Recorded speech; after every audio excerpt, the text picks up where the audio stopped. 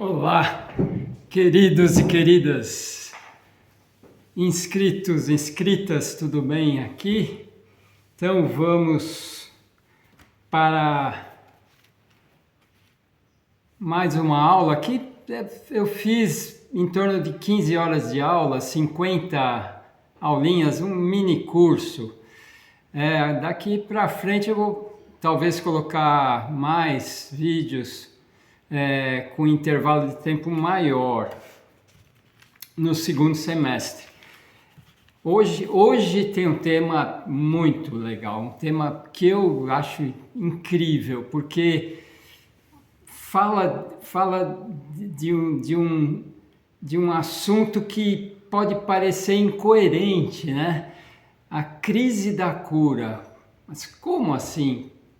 Crise e cura, não combina, parece que não combina. Ou você está em crise, fala aí, crise econômica, crise existencial, é algo ruim, né? E de repente fala em crise da cura, cura é algo bom, positivo. Então, negativo com positivo junto, como que é isso? E é interessante, então, esse assunto, a crise da cura, vocês já conhecem, né? Vou tentar dar alguns aspectos novos, talvez. Hoje vou pedir paciência, porque tem muita bibliografia aqui. Vou ler trechos, para quem não quer comprar esses livros, então vou tentar ler alguns trechos. A crise da cura, eu escrevi um dia aqui também,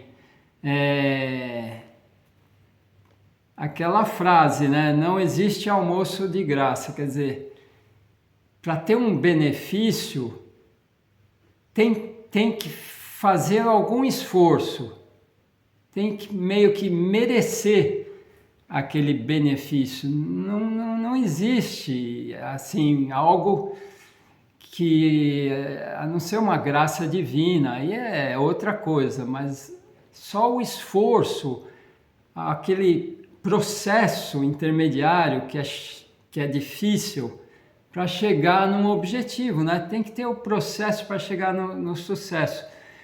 Então, qualquer tratamento requer esforço, é difícil, leva tempo. Eu mesmo escrevi isso aqui, tô lendo. Provoca frustrações e até dores físicas, né?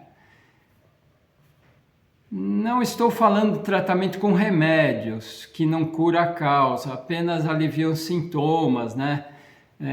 Tira o sinal da dor, temporariamente. Estou falando da cura real, né? Verdadeira. Então, indo nas causas.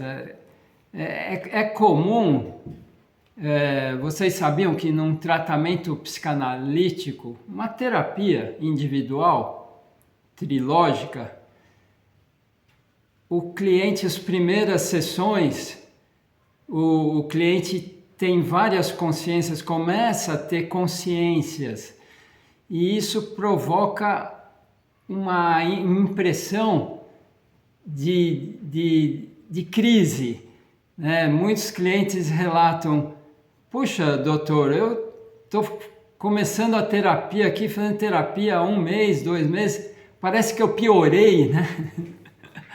Muitos falam, então, a crise inicial, parece que a pessoa piorou, mas não. Eu comparo muito a um quarto desarrumado, sujo, desorganizado, tudo empilhado lá.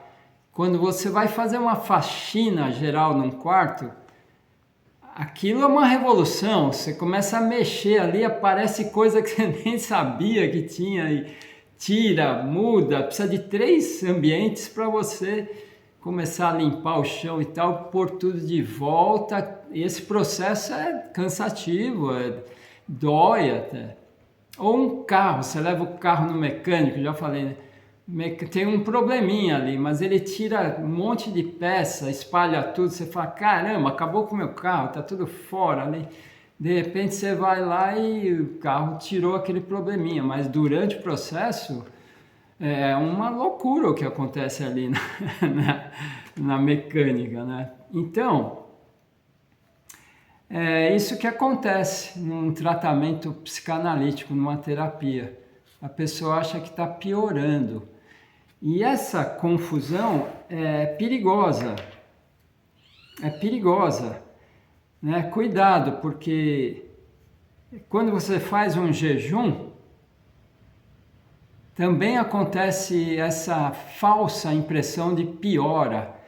Então você pode julgar errado. Você faz um jejum aí, 16/8, qualquer outro, aí você vai ter a crise da abstinência, né?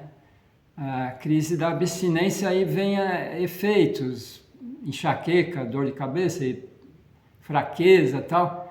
Aí você pode achar que, piorei por causa do jejum.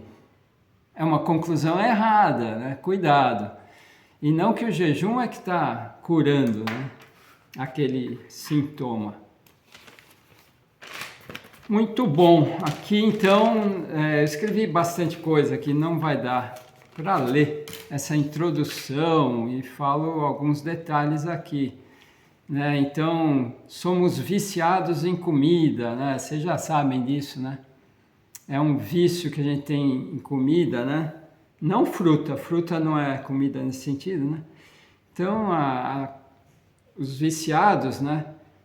Usam drogas para aliviar, é um analgésico, né? Vocês conhecem algum viciado ou drogado, enfim, acontece com bebida, fumo, café, chocolate, açúcar, trigo, né? Comida em geral.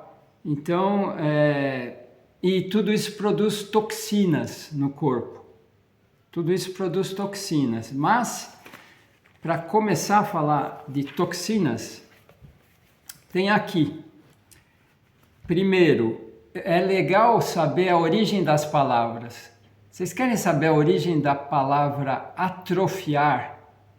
Atrofia? Porque a gente tem a glândula pineal e as transmutações atrofiadas há séculos. Quando a gente não usa algo no corpo, aquilo vai atrofiando, né? E atrofia vem do grego trófos, que quer dizer nutrição. Trofia, trófos. A é um prefixo de negação, então atrofiar é não nutrir, legal, né? Então quando atrofia você não está nutrindo. E na transnutrição que eu chamei, o que é? Transnutrição é a nutrição através das transmutações. Vocês já têm uma aula, vocês podem voltar e ver minhas aulas de transmutações, que é a limpeza, né? Então as transmutações é uma nutrição, a verdadeira energia, a verdadeira nutrição vem das transmutações materializadas no corpo através das enzimas, tal. Então, essa transmutação provoca, num primeiro momento, uma limpeza.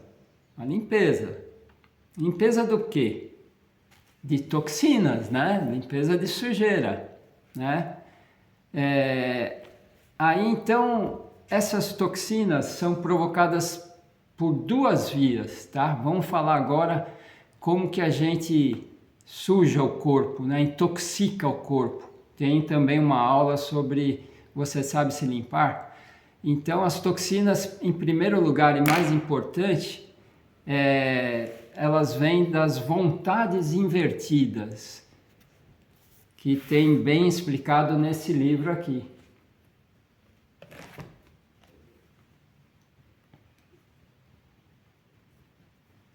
Do Dr. Kepp, a libertação da vontade patológica, né? Invertida.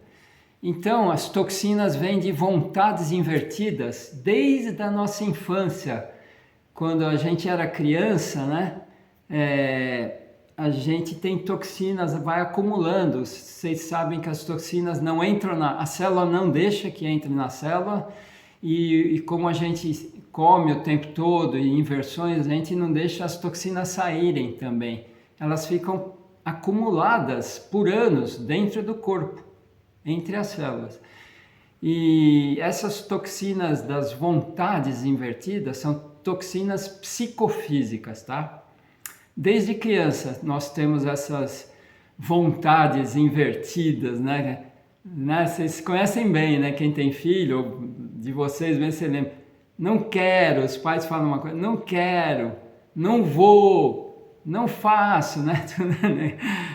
Brecando.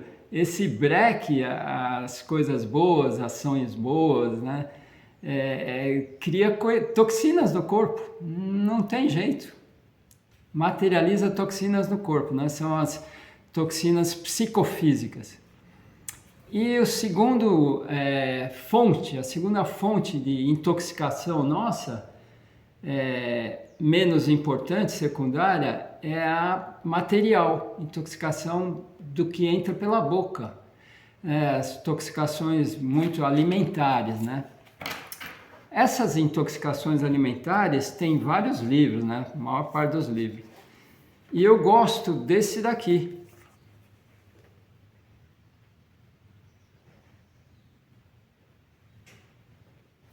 Sugar Blues, William Duffy. William Duffy ele foi, não sei se já morreu, é um best-seller, né? Esse livro dos anos 70, lá atrás.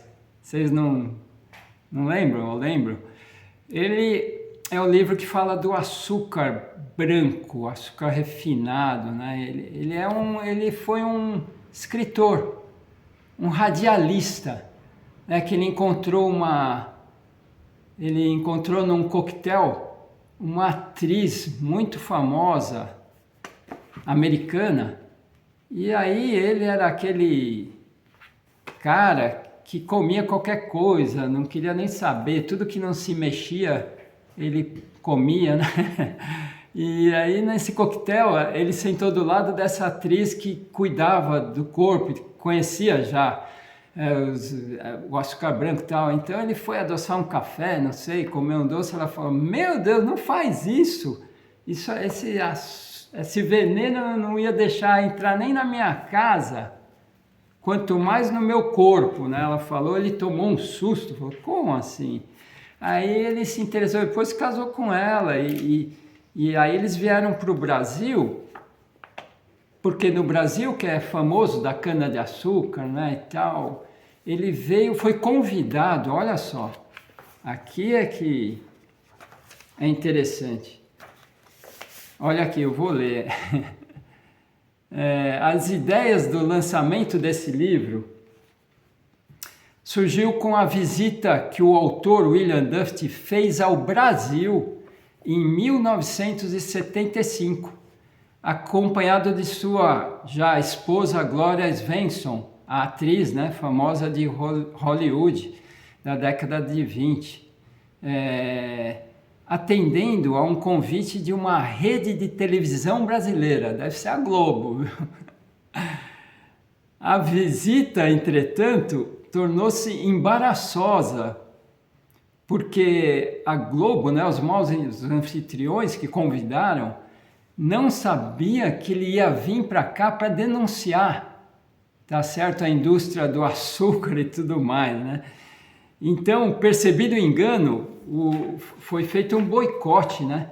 Ele e a esposa foram confinados numa suíte do Hotel Nacional, concedendo longas reportagens que nunca foram ao ar, né?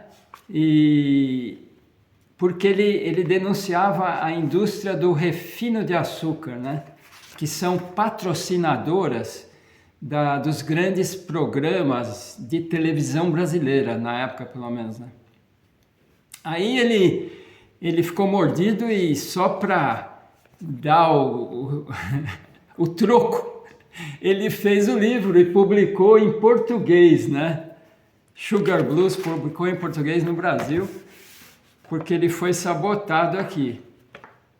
Olha a Globo como faz. Com o Dr. Cap também, a Globo fez isso, convidou o Dr. Cap para o Fantástico, uma vez, o Fantástico. Ele foi lá na Globo e falou da cura sem remédios, que não precisava remédios para curar a pessoa. Nossa!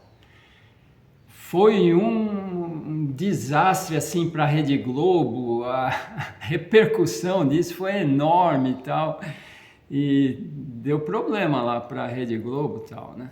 Então esse livro é interessante, fala do açúcar branco, que é um veneno e tal, tem vários textos, é um livro extenso, muito grande e científico também, né?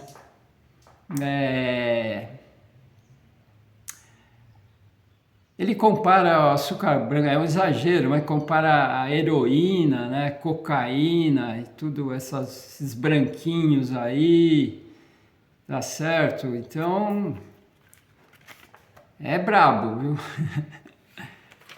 Tá aqui. E também estava falando das toxinas alimentares, né?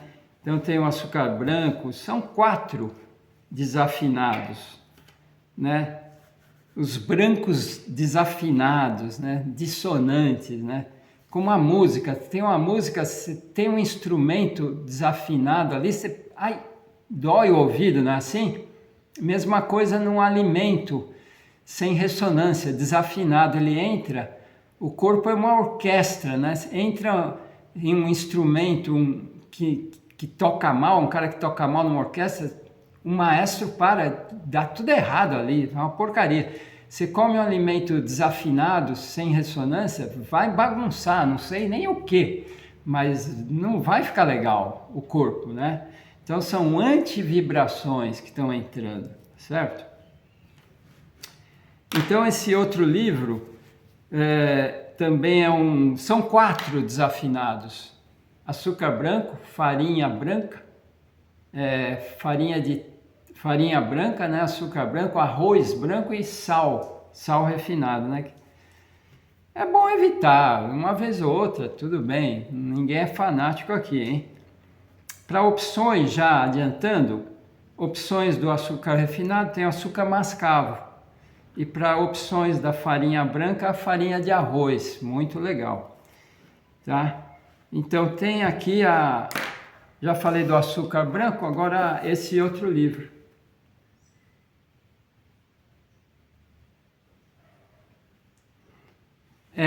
Esse é muito interessante, aquele é de 75, esse já é 2011, é bem atual, tá? Para quem quiser comprar, vale a pena. E ele fala também ele fala muito, ele é um médico, aqui já é um cardiologista. Naquele era um radialista, mas que casou com uma médica estudiosa e tal, ele absorveu. Aqui não, aqui é um cardiologista, são 300 páginas de relatos e documentos e teses e com milhares de pacientes que realmente... não falei do título, né? Porque Sugar Blues também acontece com farinha branca. Blues é um estilo de música americana, assim, triste, que lembra uma tristeza, uma depressão, uma fossa, né? Então é esse o sintoma que dá ao consumir esses produtos, né? A pessoa fica desanimada, fraca, né? Não por causa, mas também. Então aqui no Barriga de Trigo, olha o nome que interessante, ele fala da adulteração do trigo, que lá na época de Cristo era um outro alimento, era o trigo Einkorn, né, de 1,20 m de altura, altão, tal, um trigo de Deus mesmo, né? E depois, né, depois da Segunda Guerra Mundial, com o início da engenharia genética, então eles já baixaram o trigo para 50 centímetros aqui para facilitar a colheita. E fizeram outras barbaridades, né? Tá tudo aqui explicadinho no livro. E fala também denúncias aqui, né? É uma máfia, pessoal, é uma máfia que está por trás desses 4 produtos refinados para estragar mais ainda a nossa saúde física, porque a psíquica já não está muito boa, então o pacote é grande, né? Então ele fala aqui dos produtos químicos usados na agricultura, da Cargill e Monsanto, né? E a FDA, Food and Drug Administration, né?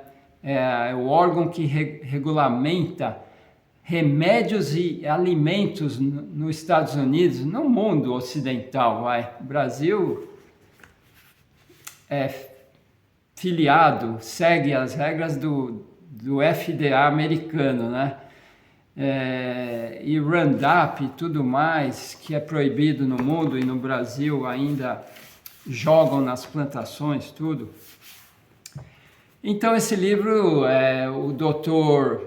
William Davis fala dos sintomas, né, do consumo de pão branco, farinha branca, né, fadiga, síndrome da abstinência, é um vício mesmo.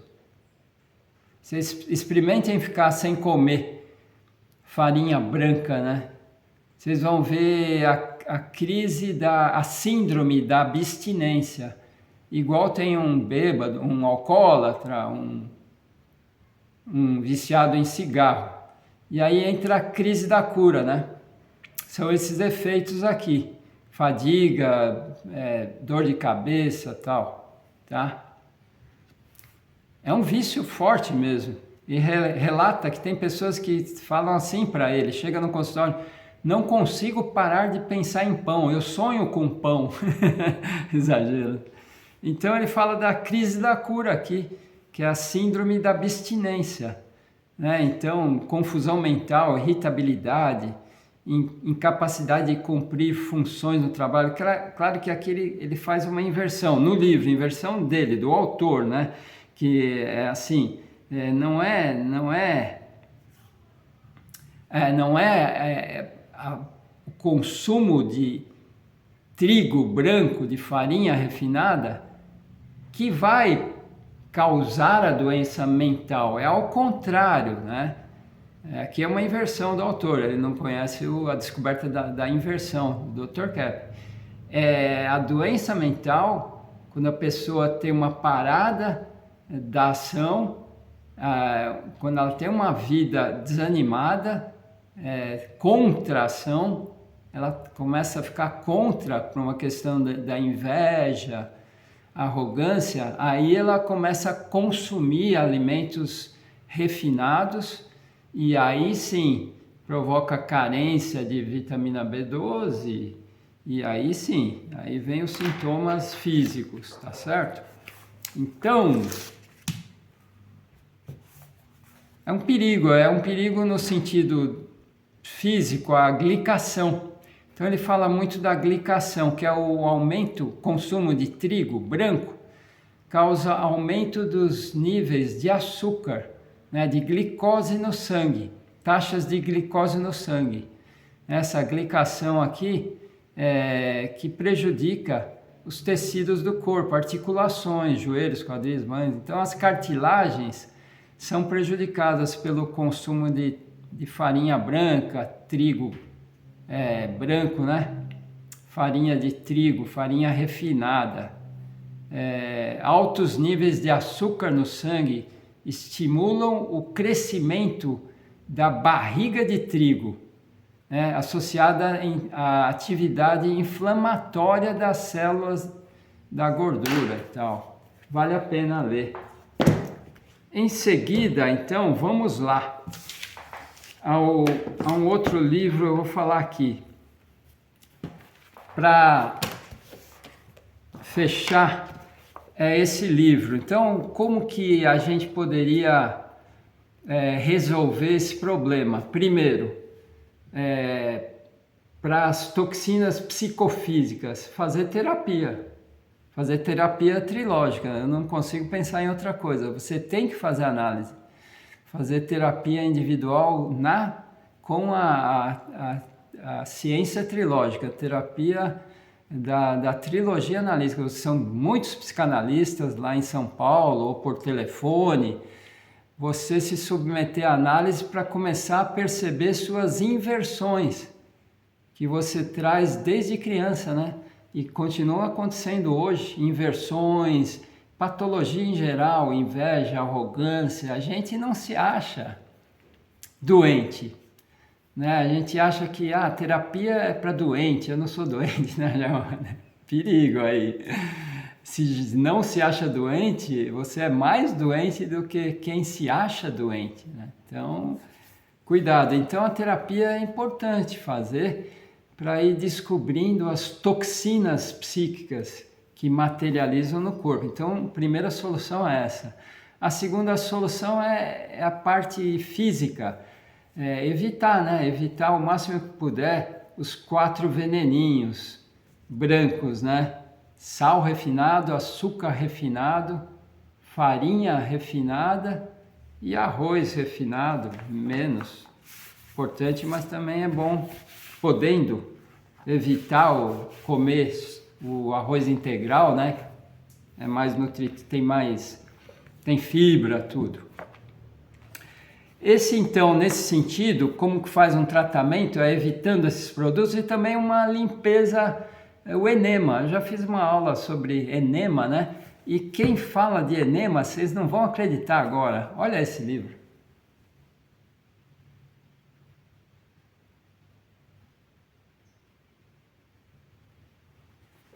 O Evangelho Essênio da Paz. Olha que interessante. Edmond Bordeaux Sekeli é o autor, né? O autor desse livro, ele fez doutorado em filosofia na Universidade de Paris e obteve outros diplomas na Universidade de Viena e Leipzig. Também foi professor de filosofia e psicologia na Universidade de Cluj, uma das principais da Transilvânia. Especializado em sânscrito, aramaico, grego e latim. Olha o que ele sabe de idioma, hein? Ele foi convidado pelo Vaticano para traduzir livros lá no Vaticano. Aí lá dentro do Vaticano, ele então teve contato com esse livro, né? O Evangelho Essênio da Paz, que estava lá no Vaticano meio de lado, né? Meio escondido ali. E aqui esse livro, ele assim, não é que ele afirma que é Jesus Cristo falando, mas é intrigante, ninguém sabe se é Jesus Cristo falando ou não. O Vaticano não aceita como algo oficial. Eu também acho que a linguagem aqui, do entre aspas, Jesus falando, não combina muito com a linguagem que Jesus tinha nos 4 evangelhos, né? Então, aqui ele parece um pouco censurador, dramático, dando muita ênfase à parte material e tal. Enfim, aí é cada um que julga, mas é interessante ele falar do enema aqui. É interessante vocês lerem, quem gosta de ler livros, primeira parte aqui, as 50 primeiras páginas. O resto eu nem li, porque desvia um pouco. Mas as 50 primeiras páginas, ele fala uma linguagem, ele fala que como se fosse Jesus Cristo falando, né?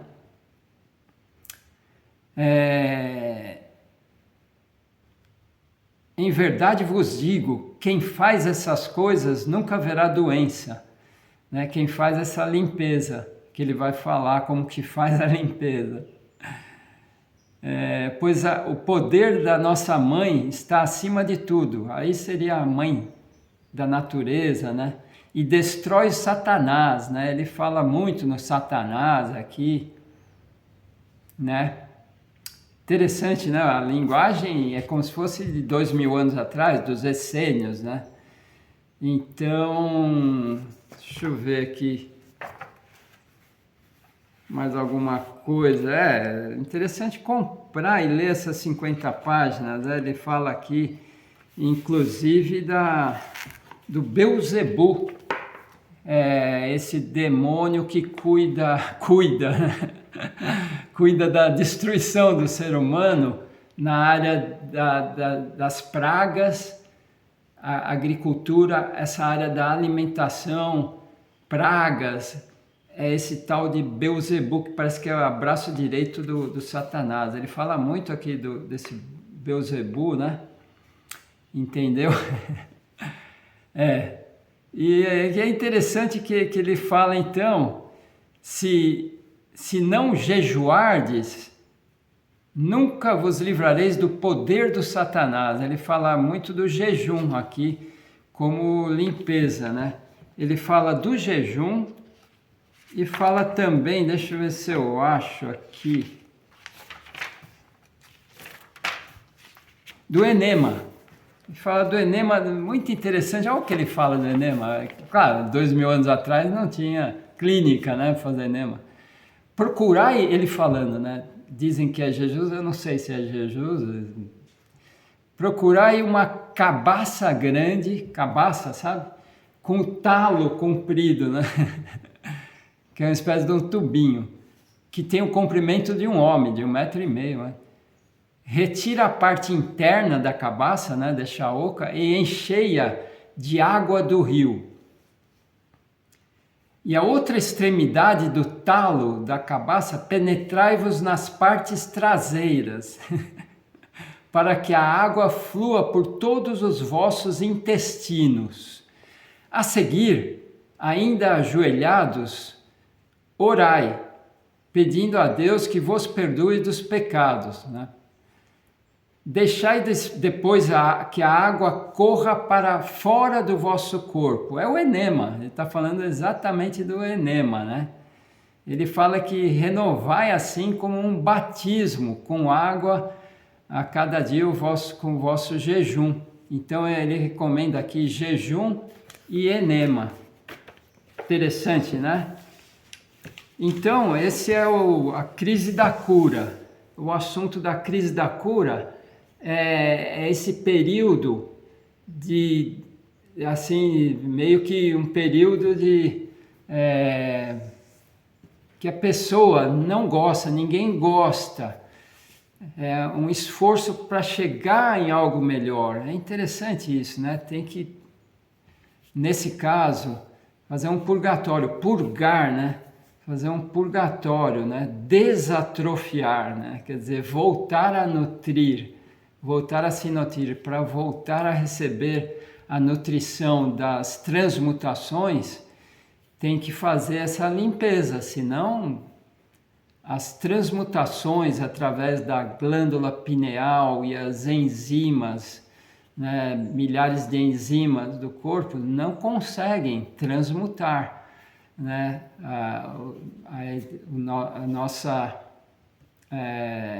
os nossos nutrientes do corpo, né?